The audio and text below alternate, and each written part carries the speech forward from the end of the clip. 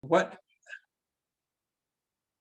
we wanted to hear how they move around, what their challenges are to moving around, and also what solutions they envision would be the most practical and effective for folks in their communities.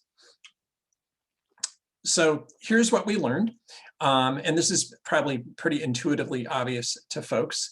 You know, people in rural communities feel they have no choice but to drive, and they also feel that they get the short end of the stick on state resources. They feel like they're always last in line. They feel like they're the have-not communities that don't have the staff to apply for state resources. They feel like they're the folks, the residents who don't get the incentives for their own private investments. So there are a lot of underserved individuals in rural communities, whether they're older or kids or people without vehicles. And there are also some underserved communities. There's no or minimal public transit. And they're very concerned about EVs, range, the lack of charging infrastructure, and the ability of EVs to handle brutal road conditions, especially in the winter, those northern New England frost heaves. So what solutions did these folks propose and think about in the focus groups, public opinion polling, and the listening sessions? And you can see a photograph here from one of the listening sessions. We did a sticky dot voting session. So they think the best solutions would be incentives for private EVs and electric school buses, expanding public transit and microtransit, the vans, the smaller ways that people get around, expanding rail, and integrating modes, increasing park and rides. And usually if you're using public transit in a rural area, you don't go from point A to point B, you go from point A to point B, to point C to point D. So they think that last mile needs to be covered. They also really were supportive of non-transportation solutions, expanding broadband. And this was really interesting. They were very, very concerned about climate change, the impacts of climate change and greenhouse gases. So in their view, they are providing nature with forests and trees and healthy natural systems that soak up carbon, and they want to figure out how to get some value for that. They also want to be sure that their transportation systems, the roads, the bridges, are right-sized so they don't get blown out by the extreme storms that have been more prevalent, 60% more prevalent in the Northeast. So we then decided to go to another phase. We did the focus groups, we did the public opinion work, and we did the community stakeholder sessions. And we said, gee, we have all these solutions that people are interested in. Which of those solutions would provide the most bang for the buck in reducing emissions and improving mobility and a whole host of other benefits? So we hired a firm, EBP, that specializes in transportation and economics. And we asked them to answer that question. So they did a detailed evaluation of rural needs. They also used qualitative and quantitative methods to evaluate the investment options. And this report is intended to provide guidance for policymakers and non-governmental partners that work in this space. So you can see the benefits here that they looked at and evaluated for transportation solutions: emissions reductions, accessibility, economy, health and safety, equity, resilience, rural implementation challenges, and timing. We wanted to know if the solutions were on a short, medium, or long-term time horizon. So what did we find in the research? It really reflected what we heard from public opinion polling and the focus groups. But it put some hard data behind it. So people who live in rural communities tend to drive more on a per capita basis. You can see here how much more they drive than their urban counterparts. People in rural communities tend to spend more of their income on transportation compared to people in urban counties. And also too, this one was surprising to me, that rural drivers are more subject to injury or fatalities because of driving. What else did we learn about rural communities? There are more elderly folks and more people with disabilities than in urban counties. We also learned something very interesting. While car ownership is higher, a number of households don't have access to a car, about 7%. And then many households are car poor, meaning that they have more drivers than cars that are available. I can speak to that from personal experience, being the dad of 3 teenagers who are now grown adults. So rural folks also are concerned about connectivity. If they're not going to drive somewhere, how do they move around? How do they get to the services and amenities they need? So you can see from the map here, broadband is lacking in rural communities, and public transit is lacking in rural communities. So we decided to look at investments. The blue category is private and public electric vehicles. The green category is moving freight around differently. The yellow category is public transit, and the red category is connectivity, broadband and community centers.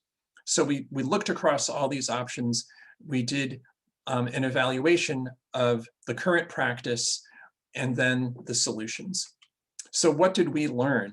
And we also found examples in each of these categories from across the Northeast and Mid-Atlantic states. So when you look at this report, not only will you see a description of the current practice and evaluation of the solutions, but you'll see examples as well.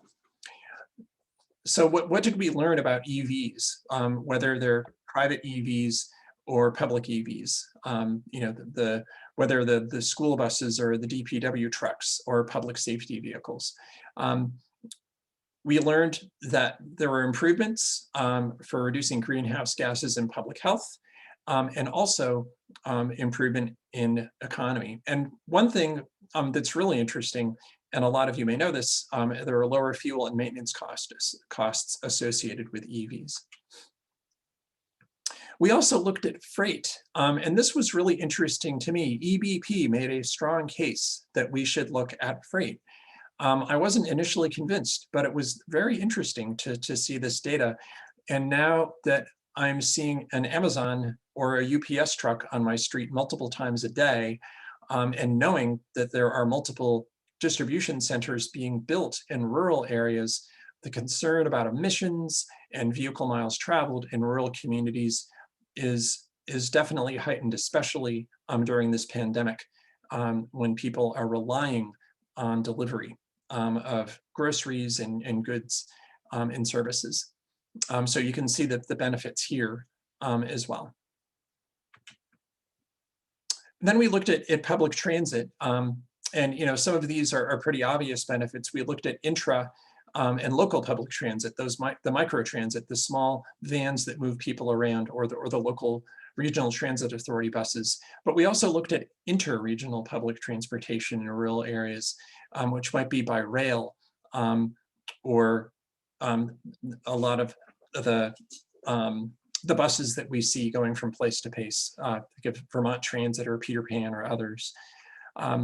So you can see that the benefits here, moving more people, and then for those folks who are car poor or don't have cars, having better access to services and jobs and lower transportation costs.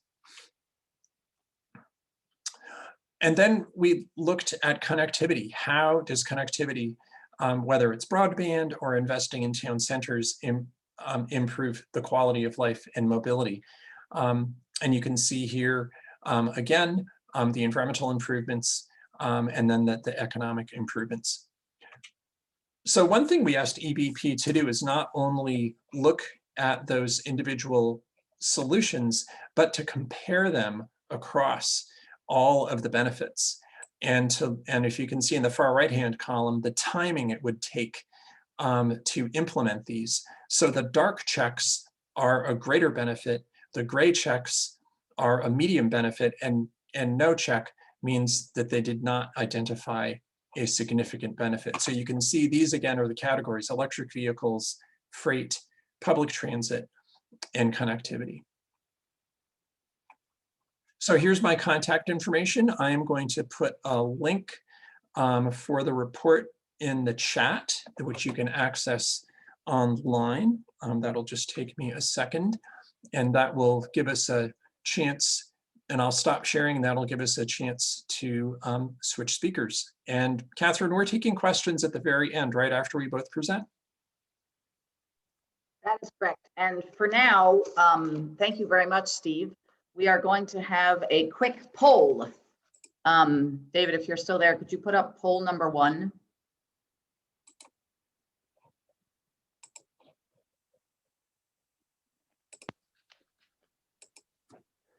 Yep, just give me a second here. Thank you very much. In the meantime, I just put the link in the chat. So if people want to see the report I referred to, it's there. And can the participants see the chat? Can everybody see that? Yes, it looks like you can.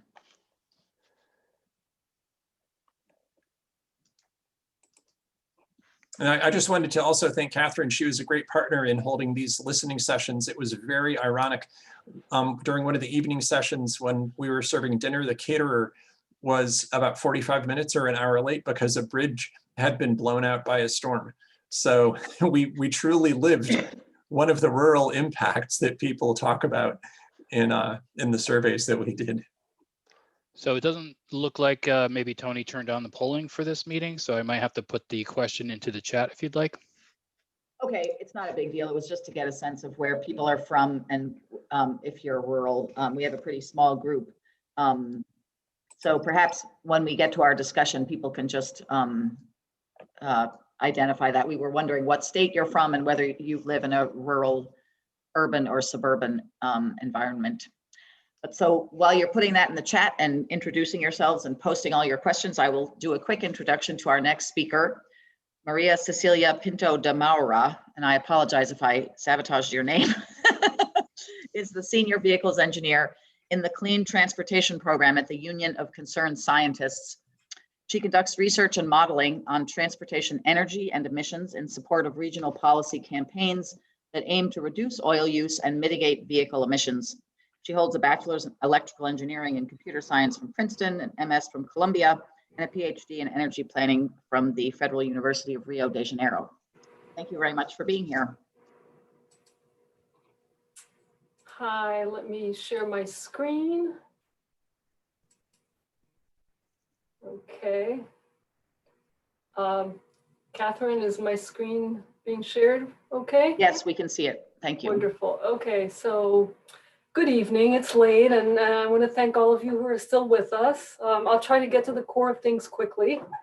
So I'm going to summarize the results of a study that Union of Concerned Scientists did with MJ Bradley and Associates, in which we quantified the impacts from one policy, electrification of vehicles, in 4 states, Maryland, Maine, Virginia, and Vermont.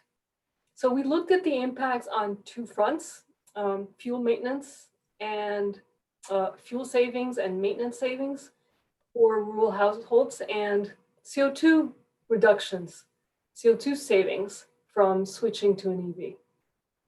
So we looked at demographics, driving behavior, and fleet characteristics to understand just how rural areas differ from suburban and urban areas. So for details, I'm going to refer you to our report and my blog post summarizing the report. But in a nutshell, as Steve already mentioned, driving distances are longer, households have more vehicles, vehicles tend to be older and larger, and there are higher poverty rates and an aging population.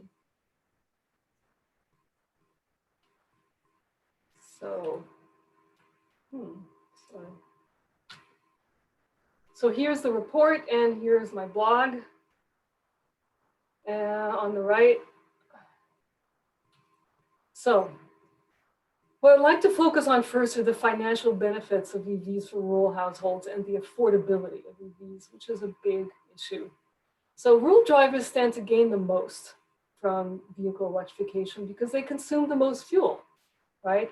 Longer distances, larger and older vehicles. So the chart shows that rural households save between $1,900 in Vermont and $2,800 in Virginia every year. So over the lifetime of a car, that's between $27,000 and $44,000. That's a lot. And just for comparison, consumers who purchase an electric car can expect to save about $4,600 in repair and maintenance. And so the rest of that is all fuel savings. And so switching to EVs can save families enough to pay for a couple of years of college, depending on how much they drive and what vehicles they use. So the upfront cost of EVs is still a major impediment for many rural families, especially when larger vehicles are needed, right? So one study shows that rural households spend about 1/5 of their budget on transportation, while urban households spend less. I made a red circle around those. And also low-income households spend more on transportation as well compared to other income groups. So that's a double whammy for rural low-income households. So the upfront cost of EVs is a major issue, but research from the International Council on Clean Transportation, ICCT, shows that cost parity for EVs is around the corner. And for looking at the top chart here, for a passenger car with a 200-mile range, this parity should happen around 2025. And higher ranges will take another year, 2026. And for an SUV, cost parity happens around 2026 as well. And I wanted to mention a survey that we did at UCS along with Consumer Reports in 2019, showing that the interest in EVs, both cars and trucks, is really strong across the US and including rural areas. And it's especially strong across different income groups too, which was interesting. So about 1/3 of the buyers from all income groups would consider an EV for their next purchase. Slightly more for higher income, but basically 1/3.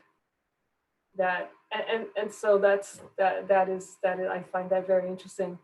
So now we've looked at affordability and savings. So now I want to look at the benefits for the planet.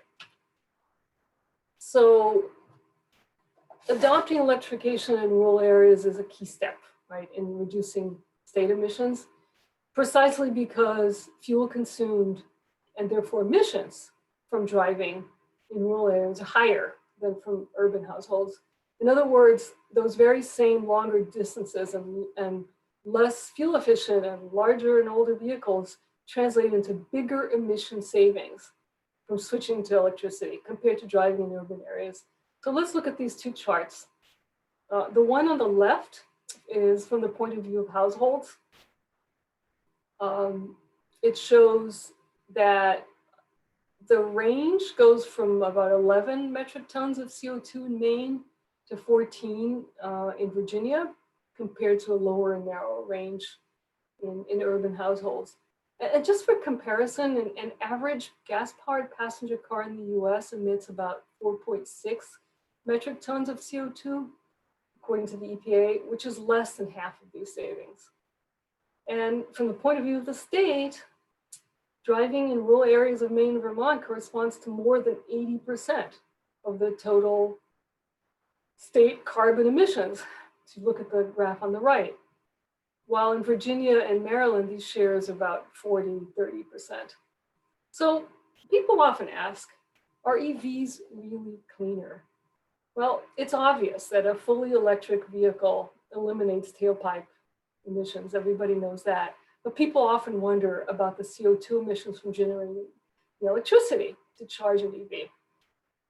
The latest data shows that driving on electricity produces significantly fewer emissions than using gasoline, and it's getting better all the time. And I'm going to show you a map that shows these results.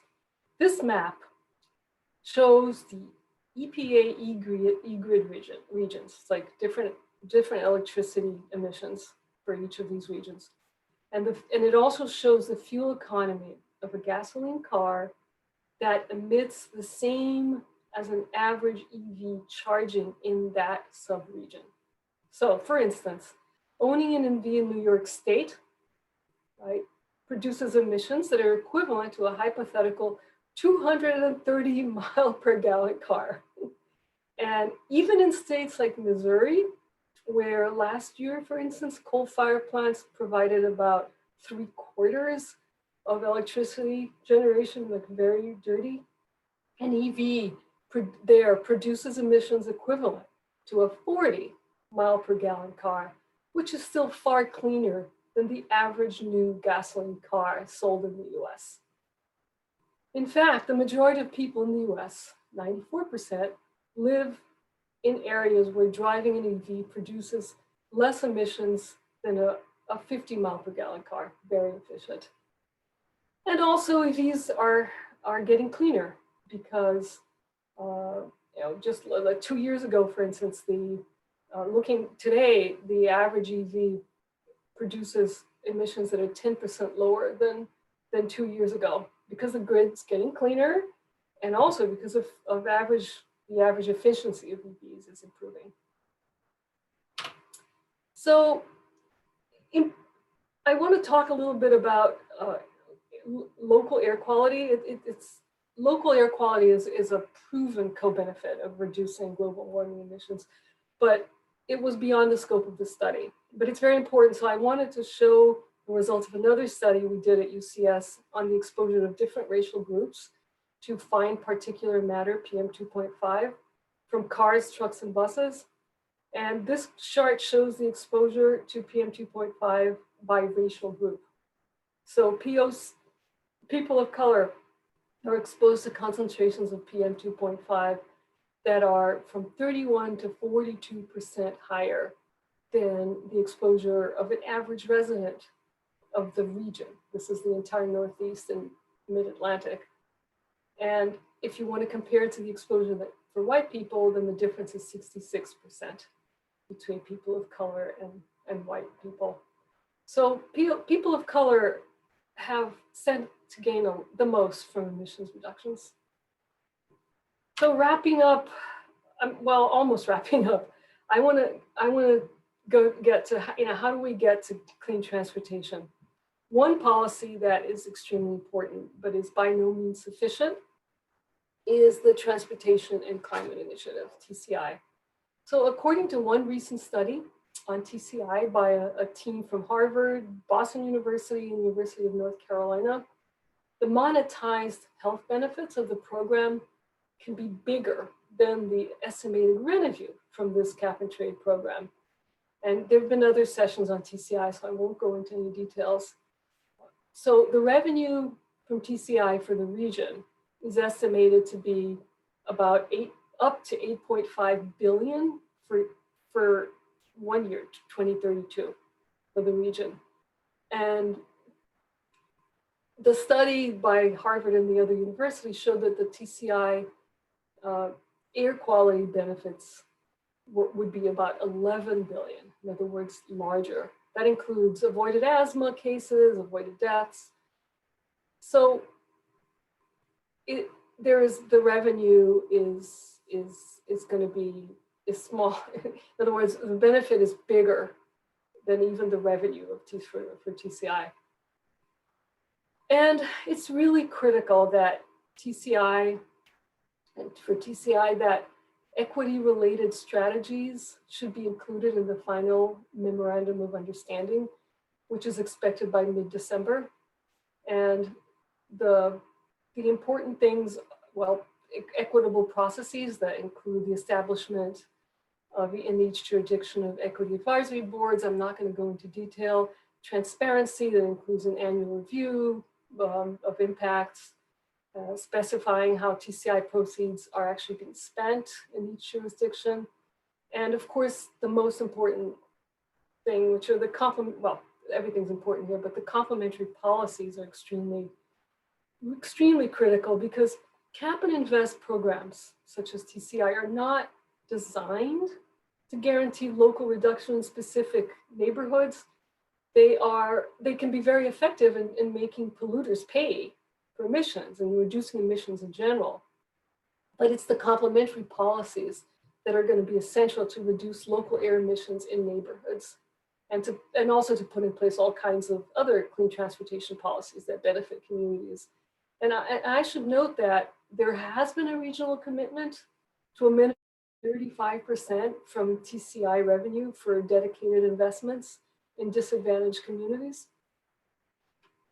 And my last two slides are, I summarize two kinds of policies that are, we go into this in more detail in the report, but policies to incentivize electrification, such as EV incentive, charging incentives, and leading by example programs like school buses.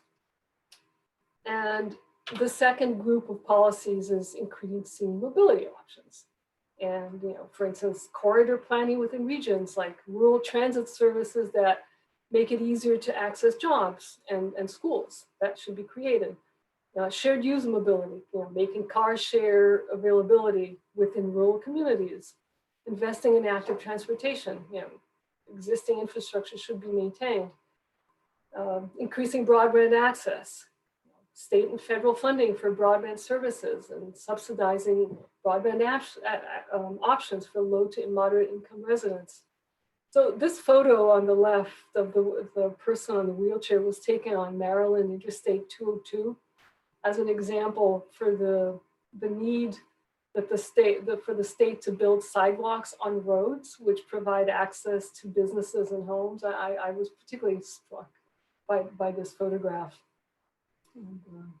And there are programs to have school children walk to school when possible. And various other local efforts. So I'll end here and I'll pass the ball on to Catherine. So thank you very much for staying up with me. So I'll stop sharing my screen. Thank you, Cecilia. And if we had the poll, I know we were going to ask a question about the percent of electric vehicle penetration by a certain time. Do you want to pose that question to the participants and see? Yeah, sure. First, I'm not doing a very good job here of, can you unshare me? Oh, here we go. I was looking at the wrong monitor. Yeah.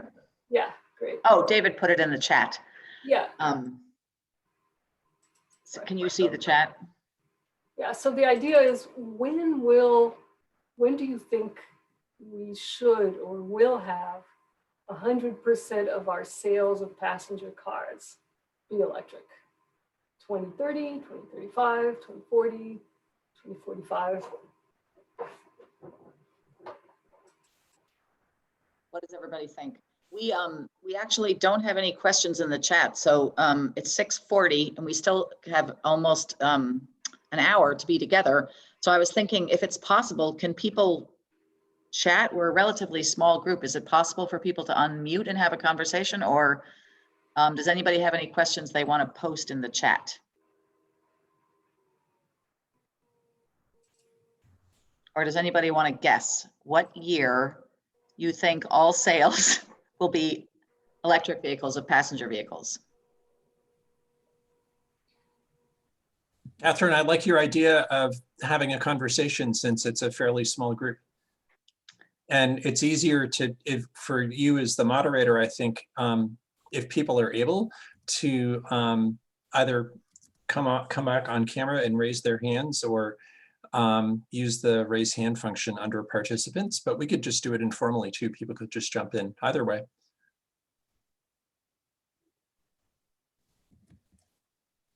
Yeah, I'm still not. Oh, I'd start my video. Yes, thank you. Sorry.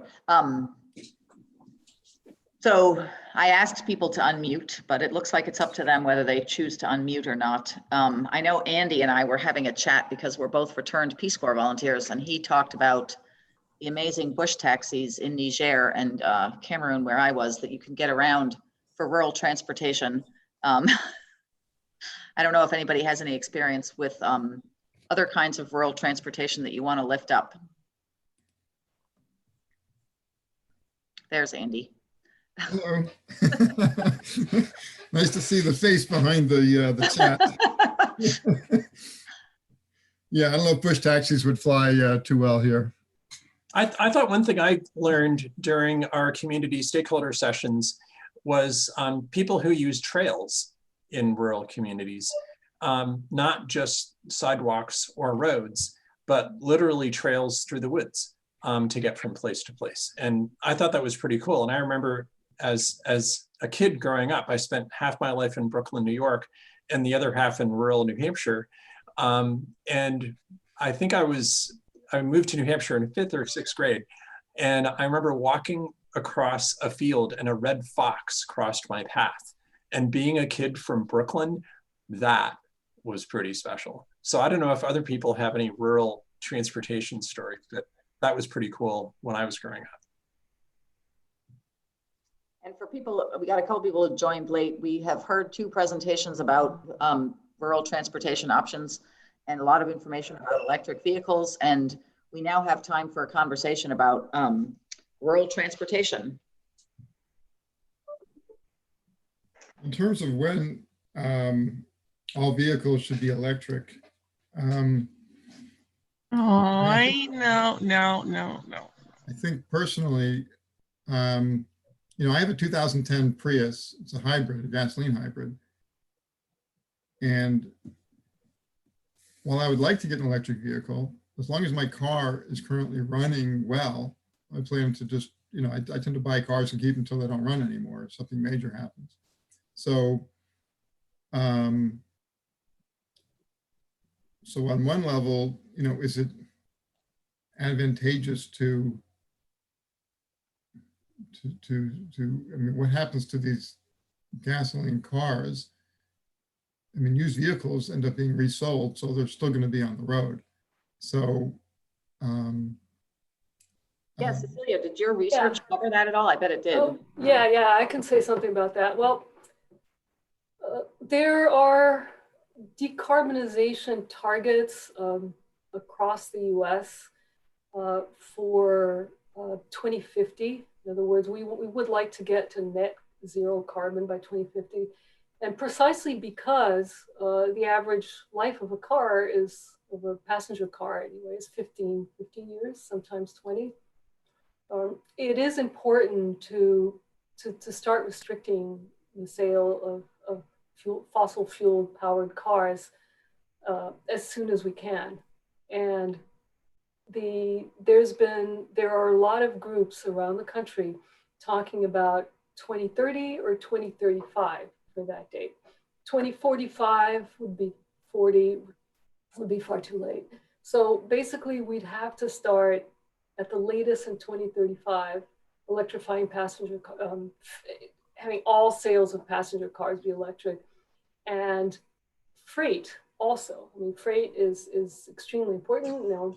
It's a 10% of the vehicles on our roads are trucks, but emissions from these vehicles is a quarter of emissions from the entire vehicle set of vehicles. So it's really important, and it's the same thing. It's around 2035 would be the time to enforce all EV truck EVs be electric. If I could just add something, thanks, Cecilia. Andy, there are programs called Cash for Clunkers, not saying your beloved Prius is a clunker, but that provide incentives for people to take fossil fuel vehicles off the road. so what happens to those vehicles? That's sold in Cameroon. Yeah, they're trashed.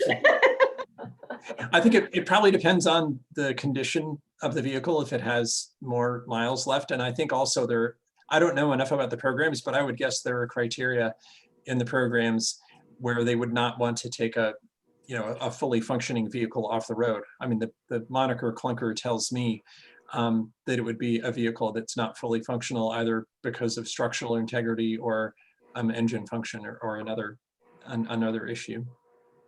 Then this is a man speaking who has a Honda Odyssey that survived all of our 3 teenagers. And I've been keeping together with Bondo, and it has almost 200,000 miles on it. So does anybody have any other questions they'd like to pose about clean transportation for rural communities or anything else we've been talking about?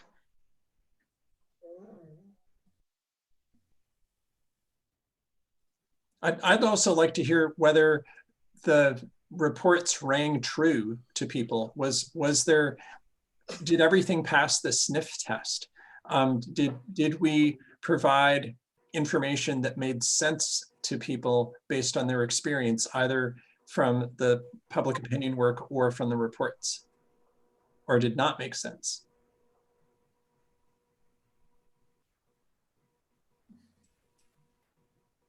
Like, I don't want to comment on what made sense or didn't make sense, but just one frustration I have about someone who believes in public transport but lives, outside of the city.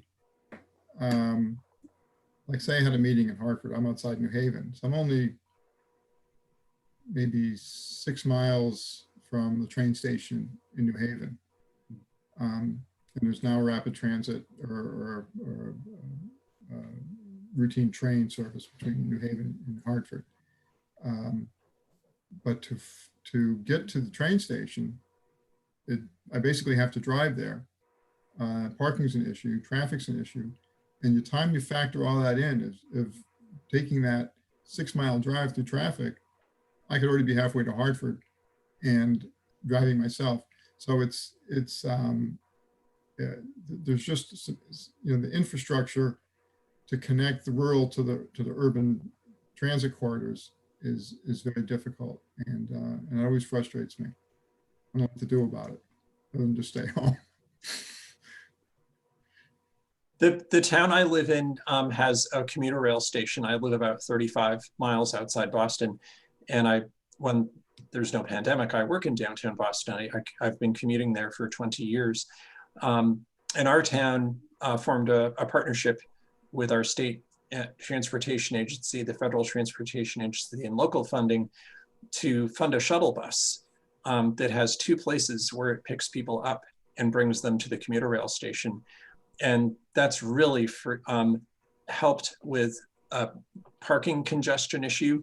And also because there's such a parking issue at the commuter rail station, it takes about 5 or 10 minutes to get out of the parking lot, and the shuttle gets out much more quickly.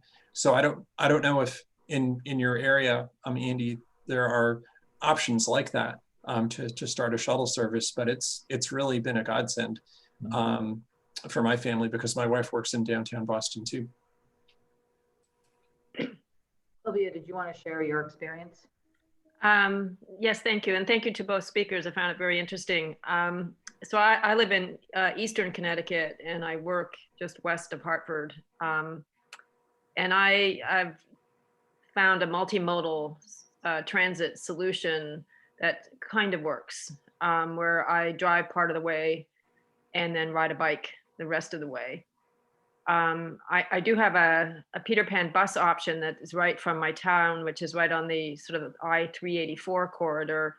But because of DOT insight in terms of building highways and eliminating accessible bike options, I can't access the commuter lot with my bike legally because I can't get through Bolton Notch on a bike legally.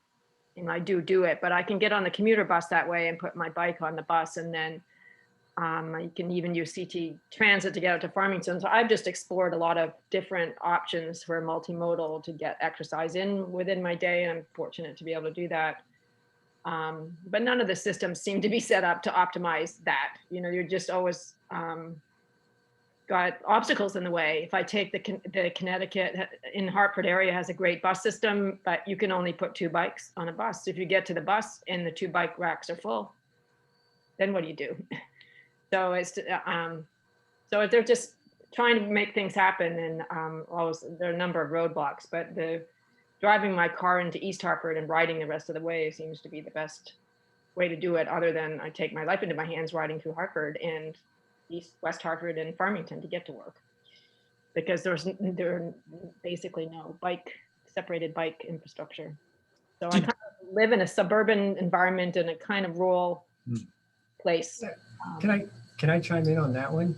I think you're highlighting a really important gap, particularly for suburban and rural access to job centers, right? So Hartford, like many places, is still very much an employment center, and it's the current rail trail and multi-use trail system, stops 2 miles short of downtown Hartford, and then you just have to ride and pray.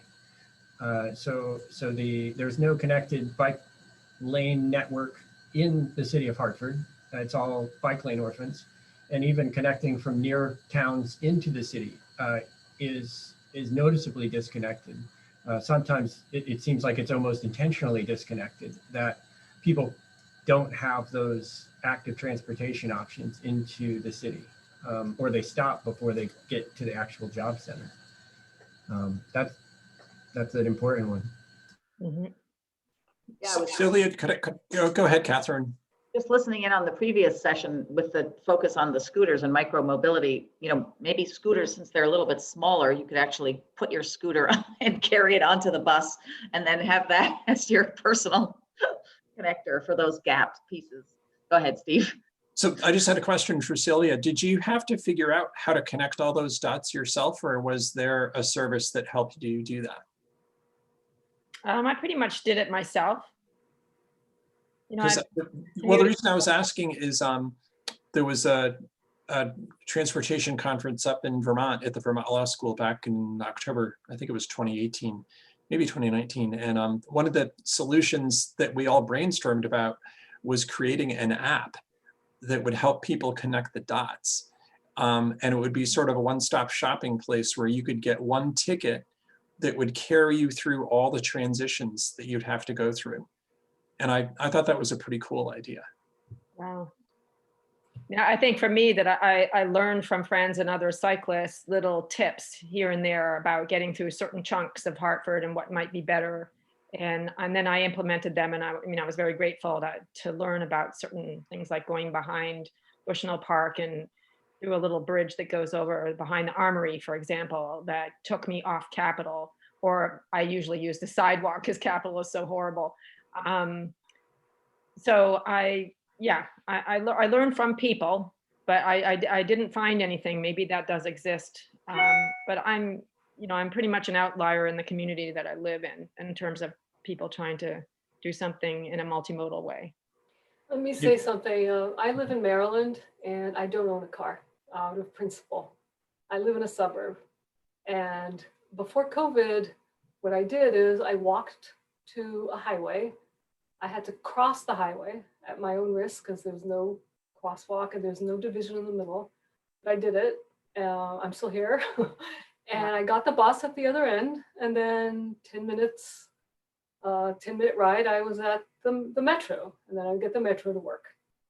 Mm-hmm. So I was able to do that, right? Because I could walk, and I was known as the person who walks. It's like, oh, at a neighborhood party, someone said, "Oh, you're that person that I always see walking." It's like, yeah, I'm not a car. I mean, this world is for cars, and here I am. I walk. And but I always thought I am able to walk, or if I had a scooter, I would be able to use a scooter. But what about the people who can't do that, right? People, older people, disabled people, and so I think that ride sharing is really critical here, especially the first mile, last mile. So you're at your house, you either wait for a van to come pick you up, or Uber or Lyft comes to your door and they take you that 6 miles, right? That you're, and unfortunately right now we're having a problem with sharing. We're not having a problem with ride hailing as much, but with sharing. But at least you can still get a car. And I really hope to see the transportation network companies regulated, and in spite of what's happening in California, having drivers be acknowledged as employees, and work. We're advocating for for the ride-hailing industry to become part of a clean transportation system. Recently, Lyft announced that they are going to have all electric vehicles by, I think, 2035. Uber also made some rumblings. So that is one way to go. You know, so far we have a road-based system, not like Europe where there's rail everywhere. So you know, I hope to transition to rail. That's my dream. It's like having rail everywhere, like in Berlin, where you know you get off the underground and you get onto the train on the surface, and like everything's connected. But so far we have roads and we have to live with it. And so frankly, ride sharing is a great solution.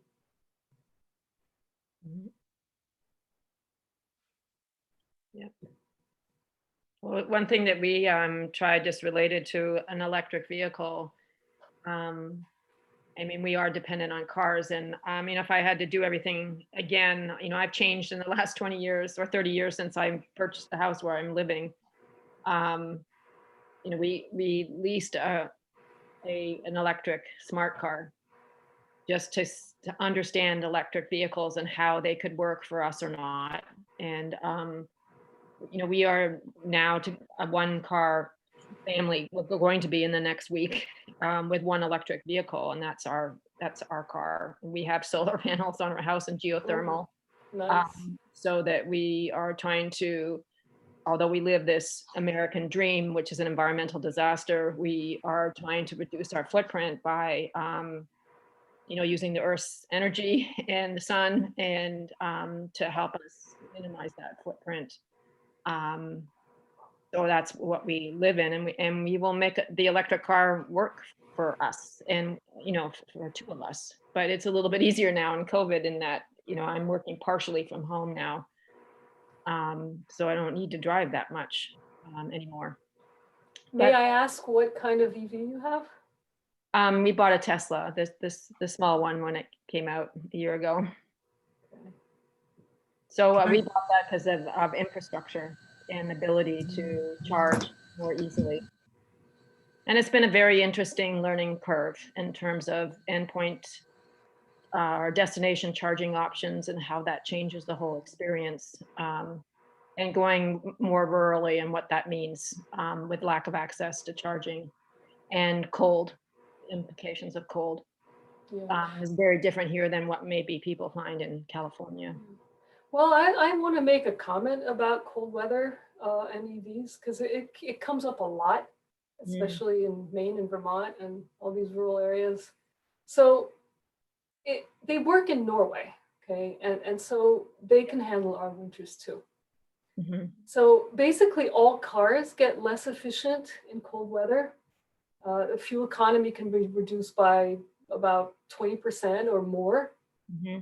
And EVs have an advantage, right? Because they don't have a wasteful warm engine. They don't waste heat.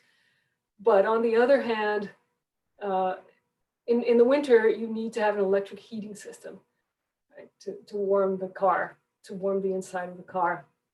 And also the batteries, right? The batteries are less efficient because the electrons move a little more slowly in cold weather. So there has to be a thermal management system that keeps batteries conditioned at the right temperature. However, EV designs are improving, right? We're using heat pumps instead of resistive heaters. And the truth is that even if all those things, not even considering all those improvements, we did a survey. I mentioned the survey in my presentation with Consumer Reports. About 50% of people polled reported that they drive less than 40 miles, and about 70% drive less than 60 miles on an average day.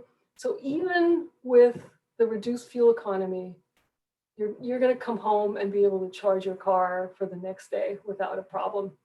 Okay, and just one more example, a Nissan Leaf, an 80-mile Nissan Leaf, which is a very low range these days, its range can be reduced to 50 or 60 miles in the most freezing conditions. So it shouldn't be a problem. I totally agree with you. And our smart car had about an 80-mile range in the summertime, but it did go down to 55, 60 in the winter. And my commute, if I took the car, is 25 one way. So I had, using that car in the winter on the very cold days meant I didn't run the heat, which is fine. I've just put a coat on. I mean, I don't have a problem with that. So, I mean, for local driving, we made it work, and it's totally possible. I did take the car. My family lives in Toronto, and I drove the Tesla to Toronto in the winter, and that takes a long time. It's interesting, the infrastructure along the New York State Thruway is not at the gas stations. It's off in the shopping malls and the casinos and other places. So you have to exit the highway and do a loop-de-loops and drive a couple miles here and there. And in the winter, your mileage is maybe 2/3, maybe, Yeah. in really cold temperatures. So it does change. It just, you have to adapt. And I'm privileged. I'm not complaining. I'm privileged enough to be owning a car and to be able to purchase an electric one. And I'm grateful for that. And it's been a learning experience, and you just have to adapt your travel time on those longer drives. And also 4-wheel drives. That question is, I once asked an Uber driver, well, why would you have an EV? No, because he lived somewhere cold and there were no 4-wheel drive EVs. But that's not true. There are some Tesla models. There's a Mitsubishi plug-in hybrid. There's a Toyota RAV4 plug-in hybrid, and there are others coming in like the Hummer EV. So a 4-wheel drive EV is actually mechanically simpler than a gas-powered car, since you only need 2 motors. One, it is simpler, and Rivian is going quite far. The company Rivian, using 1 motor for each wheel, and so things are moving. And so that, the freezing aspect and the snow aspect have been solved. I I wanted to, Jennifer and Paulina have recently opened their cameras. Jennifer, did you want to make a comment? Making yourself visible. I don't have any comments, but I'm All really right. enjoying being able to see people's faces. Okay, great. Paulina, did you have something you wanted to contribute? I do. I've been listening intently this whole time, and I work with Cecilia at UCS as well, and we do think and talk a lot about the issues of what does it look like to get widespread adoption of a new technology in all areas, but particularly in rural areas. And I thought it was really interesting.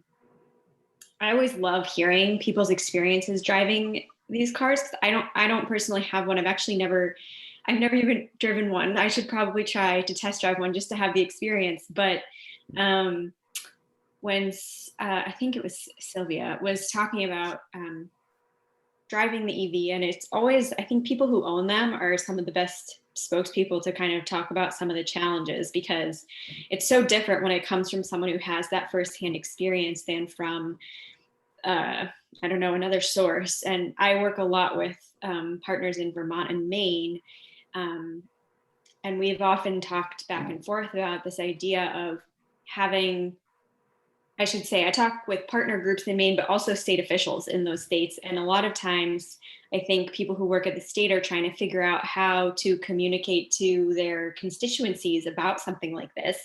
And it's really hard. Just, there can be this culture you're so embedded in, and you're used to having a big car or a pickup truck. And it's like, how do you, having someone trusted in the community who can help kind of lead the charge in a way is really important. And having people who have firsthand experience driving these cars to help kind of combat some of the fears or just misinformation. And then of course, having really robust incentive programs is super important, because at the end of the day, it is still a pretty expensive vehicle, and we do need those incentive programs to keep as the price drops on its own, to continue bolstering the ability of people from all kinds of communities to be able to buy them as well. Well, I have to say one thing that was really helpful for us is we went to the Tolland Library and there was some kind of electric vehicle meetup in the parking lot. This is pre-COVID, and we got to ride in a Tesla because someone came with their Tesla, and there were a pile of electric vehicles and the thing, and we came with our smart car, EV smart car at the time. So there was a whole schmishmash. So that kind of thing was a very good thing for us to talk to owners and just understand the cars, get a ride in it. The owner of the car drove it, but we were able to sort of see how it all worked. And, you know, we did the same thing with our solar panels. We put them on and then we signed up for the solar tour in the fall. And our house was on the list and people came by and they looked at where our, you know, our pole mount system in our front yard and, you know, came into our basement and looked at our converter and looked at our electric bills. And that was a way of people getting comfort in terms of making that leap.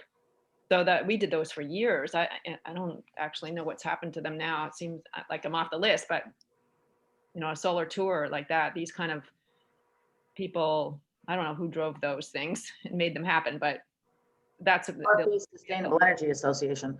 At least that's the group that does it up here. But yeah, when we did the meetings out in our 4 rural communities with Steve and the Nature Conservancy last year, I was astonished at who drove up with their electric cars. Like people that I did not expect to be they were not the stereotypical electric vehicle owner. And when we had one of the meetings, there were 4 electric vehicles in the parking lot for this, you know, rural forum on electric vehicles. So just going out to the communities and finding out who has them is really, because this was the chair of the planning board in this rural hill town that, you know, again, he was not who you'd expect. And suddenly it's like, oh, he's now the spokesperson for electric vehicles, because just as you said, Paulina, he's from the community. He's, you know, not the person you'd expect be driving an electric vehicle. And yeah, it transformed it for everybody else who was there. Hi, Grant, welcome to your video. Thank you. Want to chime in? I just wanted to mention that, you know, I live on Nantucket Island, and it's not just, there's a strong correlation between people on the island that have electric vehicles and also have solar installations on their homes. You know, I'm in the marketing business, so I believe in cross-pollination. I think that the solar installers should be marketing to people who have electric vehicles, and electric vehicle companies should be marketing to people who have solar, because it just makes it, especially with the tax incentives, it makes it really worthwhile to do those things. The transportation woes on our island are very different, even though we are technically a rural, you know, from a healthcare standpoint, we are a rural community, but we are more like an urban community in that we are very packed in and close together. So electric has not taken off as much here as it has in other places, but we're hoping. And just a quick note, our state energy office in Massachusetts, the Department of Energy Resources, will work with communities to have one of those park and ride days, where people who sell EVs or people that own EVs will show up, and you can drive, you can ride along like Sylvia did. When we bought our EV, there was actually a coach who was not affiliated with the dealership, who was just part of the local community energy committee, and who was very enthusiastic about EVs and who answered a bunch of questions without the pressure sales tactics or an incentive to make money. So you can do stuff like that as well. I'm just curious from a technology point of view, you know, coming from the way north, and when we used to drive around in cars in, you know, when I was a kid with an extension cord on our rear view mirror to plug in the car at the local place to heat the block heater so that the car would start in -30. Is there a way to block heat the electric vehicle so that the battery is more efficient from the beginning of the drive? Cecilia, I don't know if that's... You're muted. That's a feature in Tesla. Cecilia, you're muted. About that. No, I don't know, but one thing that EV owners who live in very cold places do is they heat up the car while they're still plugged in, and then they go. Okay, yeah. But I don't know the answer to your question. Yeah, I think our car has that same capability, even for the battery. That when if you're plugged in at home, you can actually do things to make it heat the thing up so that once you unplug and take off, your range is actually a little better. However, you're still going to be driving out into a cold environment, and you can't stop the car from the battery then cooling off, and it's going to lose its capability as you drive out into the cold weather. I have a practical question about the actual plugging infrastructure. Do you have to have an electrician install a special plugging station at your home? You do not have to do that, but if you don't, then it takes a lot longer to charge your car. Yeah, if we try and charge our car on a 110 volt plug, like the standard plug on your wall, which we can do, it would take a couple of days for us to get. Maybe with a Tesla, but with my Chevy Volt, it charges overnight. Yeah, it's supposed to be overnight. 16 hours is the average. At 110. So yeah, with 110, I drilled a hole in the side of my house and ran an extension cord up under my kitchen sink, and we to my family's embarrassment, we plug our EV in next to the microwave, and when we run the microwave, we have to unplug the EV. Yeah, we've had some problems like that too. So you may be right. I think maybe I was exaggerating a little bit, but we put in a 220 volt charger, and we can charge our car in 4 to 5 hours type of range, 3 to 4 hours, instead of having to do it overnight.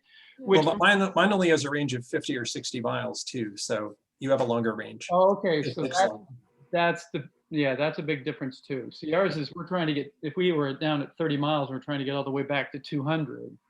That takes a long time at 110. It's not really viable. The other thing we found is we went to a place up in Vermont that the temperature was in single digits when we got there, and we thought we were going to be able to plug into their outdoor 110 volt plug and let it sit overnight and get some charge. The car would not even charge. At those lower temperatures, the 110 wouldn't even do anything to the battery, and it wouldn't charge. So yeah, we experience only charging up to about 30 or 35 miles an hour when it's very cold outside. Yeah. I have another question, kind of going from the weeds to way up high, a higher view for either Steve or Cecilia or Catherine, whoever. Nothing that we do is free in terms of impact on the world and on the environment. And the technology has shifted, and advanced enough with the lithium-ion batteries that's kind of like, what you read in the magazines and whatnot, that's kind of like the saving grace to all this. We have lithium ion now. That's gonna bring us to this brave new world. And then I read about, these lithium mines that are in sensitive areas in Nevada, and the mining companies want to go in and tear up these areas to get the lithium out. And it's very destructive. So what's been, where are we at in terms of balancing and how, I don't want to put a damper on all this discussion, but I just wonder, what's the dark side of the EV world? You know what I mean? In terms of, we have the same thing with solar, I've got solar, but there's a price for all of that. So I just wonder if you can address that, somebody. Okay.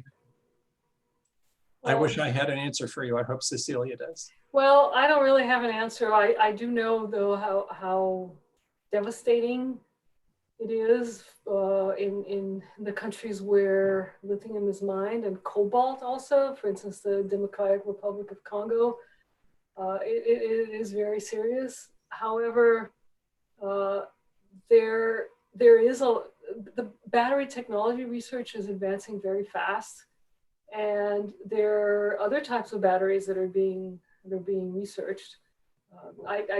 I'm not an expert on that, but we do have some information from other some of my colleagues that worked on that. So I can get back to you on where exactly the research is, but it is a problem. And Yeah, there was at the University of Massachusetts Amherst, the Feinberg series, Climate on a Precipice, had a session 2 weeks ago where an economist from UMass talked exactly about this. So I will send the link to Tony to share with everybody, to that lecture and to the name of that professor, because it escapes me right now. But she talked all about, she just did the exact same thing. 2030, we know, all electric vehicles, just these countries are going to be devastated. Yeah, and also the problem, it's environmental, but it's also child labor. Mhm. Really dramatic. I think wanted one of the to big challenges in state climate policy is a lot of the policies set goals and targets for reducing emissions, but they're really just looking at what is happening in state. And I really think we need to expand that to a broader life cycle analysis. So we're looking at things like extraction, transportation, feedstock generation, manufacturing, generation of energy, and transmission of energy, and then decommissioning of plants. It's not just the emissions that are being producing energy, it's the entire life cycle that needs to be considered. And there are also efforts by international organizations to look at the human rights track record of these global supplies of cobalt and lithium.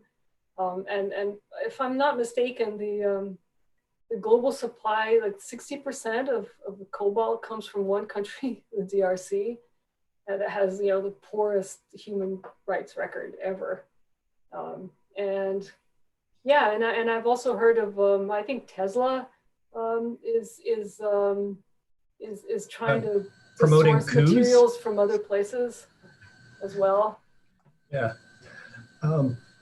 Can I chime in? I guess we're getting real deep in the weeds on EVs, but for rural communities,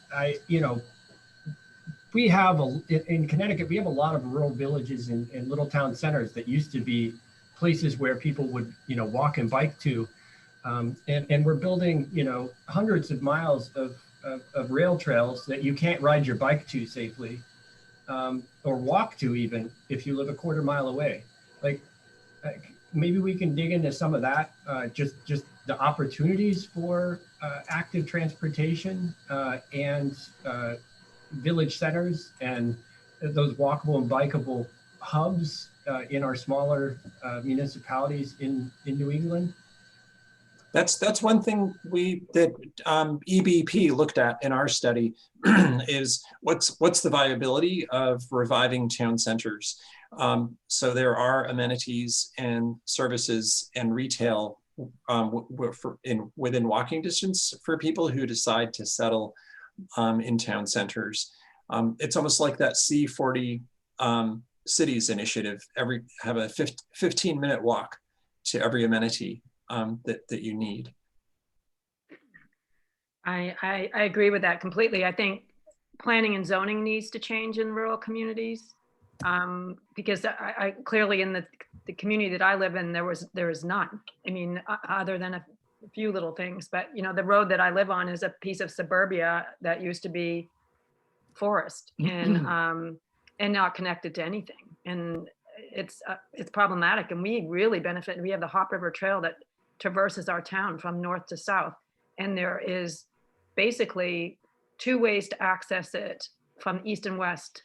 Well, one way to access it at Steele's Crossing, one road, and then there's another way to access it at Bolton Notch, but only from the west side. And I live on the east. And so I talked about that at the very beginning with my multimodal transit. And Tony, you hit it right on the nail. We have these amazing facilities and there's no access to them. And I have been fighting with a local sort of advocacy group just to try to open up access to that trail. So it would be an amazing connector from the north to south. It could be used to access both our schools, the town library, the town center, the town hall. I mean, just everything. And we can't do it. There's no way to access that trail except on very dangerous roads to ride on, which no person would let their kid ride on. I don't even like riding on it, and I'm an experienced rider. So yeah, we have these opportunities to think about these trails as ways to get from A to B, not just recreation opportunities where you drive your car to a parking lot and then use it, and then get back in your car and you drive a quarter of a mile or half a mile or multiple miles back to wherever you live. These can be corridors of transit, and if they're connected like Bolton Notches to the Peter Pan, so obvious to me that this is an amazing multimodal transit option. And it can't be used that way because the entire Route 44 corridor can't access it legally unless you want to ride along the side of 384 for, you know, a quarter, half a mile. I mean, it's ridiculous. So. Can I do a very quick screen share just to show that we considered this in our report? Is that okay with folks? Sure. So if folks want to dig a little deeper, you can see that one of the options we looked at, one of the solutions we looked at for rural folks was not just transportation, but improved town centers. And we examined it from a number of different perspectives. We looked at the benefits, emissions, accessibility, the economic benefits, and then had some nice evaluation, performance impacts, policy considerations. So if folks want to dig a little deeper into the town center issue, we sort of, I mean, there are full-blown reports and mammoth volumes on it, but I just wanted to let you know that we were thinking about that when we did our analysis. Mm-hmm. Yeah, if Connecticut joins the Transportation and Climate Initiative, there'll be a new funding stream to invest in your revitalization of the town centers. The thing I have to say is for the town we live in, which is Bolton out here in Connecticut, the residents of Bolton and the leadership of Bolton would fight tooth and nail for any kind of commercial development of the downtown, of the city center. They have this vision of maintaining this pristine rural character, and to allow any businesses whatsoever in the town center area or within a mile or two of it, it would take an act of Congress. What they are doing is they are willing to put that kind of business off in corridors way outside of the city center, like on Route 44 for Bolton. But they very much want to maintain this rural character, and would fight it very strongly, have any kind of commercial development in Bolton. Which is very unfortunate because I think I agree. You go back historically, there was that kind of commercial stuff in Bolton. There were bars and taverns and hotels and shops and stuff like that, but that's not the way they see it now. Well, we have to close this. It's been great. Thank you all for having this lively conversation. There's a video that is about 5 minutes that we're going to turn on, but I did just want to say, Culture Hack. If you go to that website, they have this amazing story about finding common ground. And I'm going to apply it to rural planning in Massachusetts to try to find the common ground where actually you may find that in a community, people do want growth, but you just have to dig down to get to where there's common, and then you can build back up, because of course we're so polarized right now. But so let's.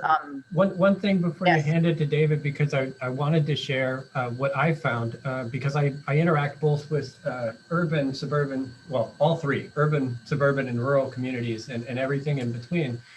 And the thing that I found is as a common goal or a common thing is rural and suburban NIMBYism is if you can use it to your advantage, it is very strong.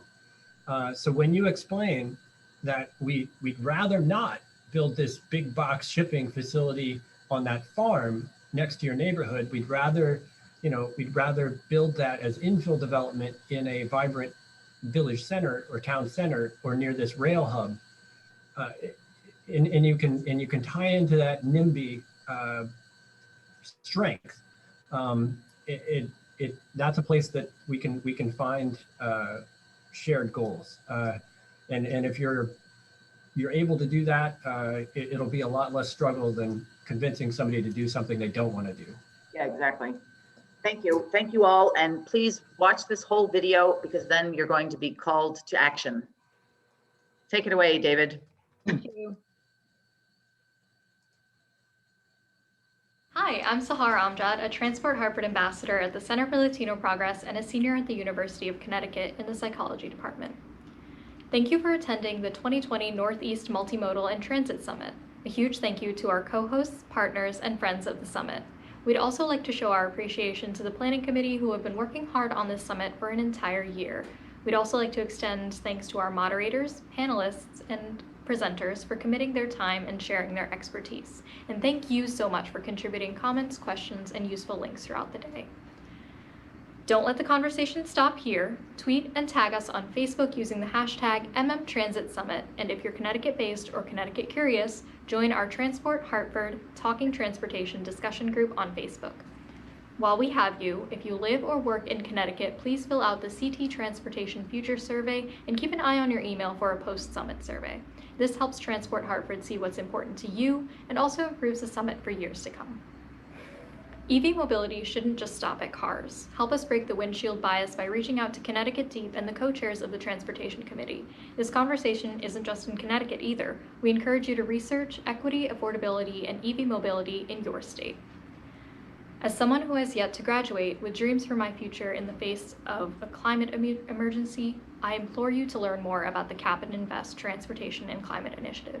This multi-state program would cap and reduce emissions from gasoline and diesel while investing in sustainable transit, active transportation infrastructure, and vehicle electrification. If done right, this initiative will repair long-standing equity and environmental justice damage in overburdened and underserved communities. We hope to see you next year at the 2021 Multimodal Summit, which, fingers crossed, will be in person. If you'd like to be on the Summit Planning Committee for next year, please don't hesitate to reach out. Bye, thank you. All right, that's Sahar, and I want to thank everybody for joining us and having such a cozy and active conversation here.